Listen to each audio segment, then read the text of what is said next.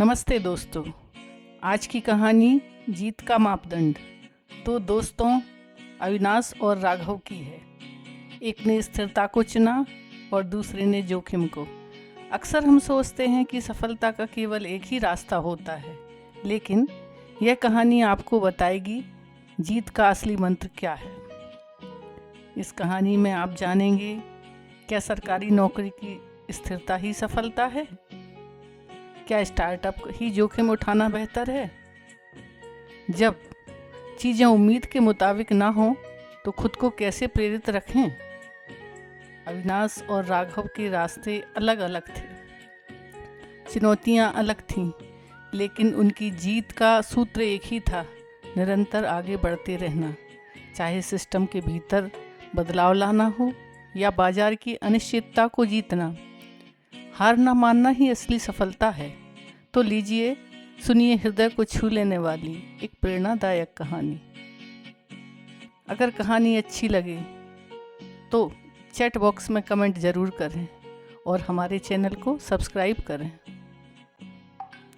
अविनाश और राघव बचपन के दोस्त थे, जिन्होंने जीवन में सफलता के लिए दो बिल्कुल विपरीत राहें चुनी। अविनाश ने स्थिरता और सुरक्षा को चुना। कठिन तैयारी के बाद वह सीनियर सेक्शन ऑफिसर बनकर सरकारी सेवा में आ गया। राघव ने जोखिम और तेजी को चुना और वह एक टेक स्टार्टअप कंपनी में सेल्स एग्जीक्यूटिव बन गया। अविनाश के लिए सफलता का मापदंड था सुरक्षा, सामाजिक सम्मान और सुनिश्चित तरक्की। उसकी पदोन्नति की जीत धीमी थी लेकिन निश्चित, लेकिन उसका काम अक्सर बोझिल और पुरानी धीमी प्रतिक्रियाओं से घिरा रहता था। वह फाइलें आगे बढ़ाना चाहता था, सिस्टम में सुधार करना चाहता था, मगर अक्सर उसे यही चुनने को मिलता था। हमेशा ऐसा ही होता आया है, निराशा होती थी। लेकिन अविनाश को अपनी सूक्ति याद थी। उसे मालूम था कि गति धीमी है, पर उसे प्रतिक्रियाओं में सुधार के लिए लगातार कोशिश करते रहना है।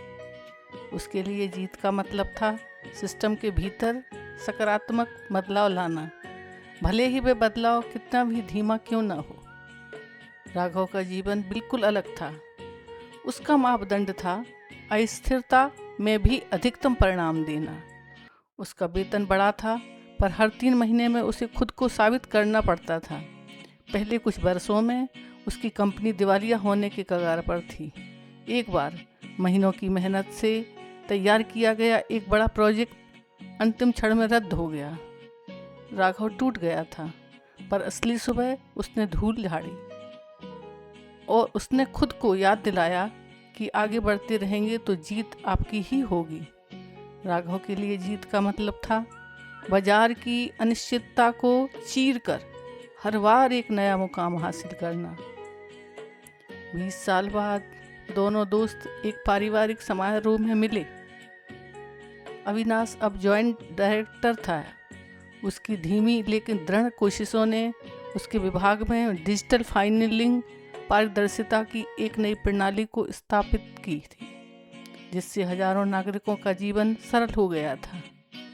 उसके लिए यही जनसेवा में आई सरलता उसकी सबसे बड़ी जीत थी। राघव कई उतार चढ़ावों से गुजरकर अब अपनी कंपनी का सीईओ था। उसने हर असफलता को सीखने का मौका बनाया और अनिश्चितता को सफलता में बदला। उसके लिए यह बाधाओं की तोड़कर नए व्यापारिक समाधान खोजने की क्षमता ही उसका सबसे बड़ा पुरस्कार था। दोनों ने एक दूसरे को देखा और मुस्कुराए। उनके रास्ते एकदम अलग थे, एक का स्थिरता, दूसरे का जोखिम का। सफलता के मापदंड भी अलग थे, लेकिन जीतने का मंत्र एक ही था। हर निराशाजनक सुबह बस यह विश्वास रखना है कि भले ही चीज़ें उम्मीद के मुताबिक ना हों, आगे बढ़ते रहेंगे तो जीत आपकी ही होगी। बस कहानी इतनी सी ही है।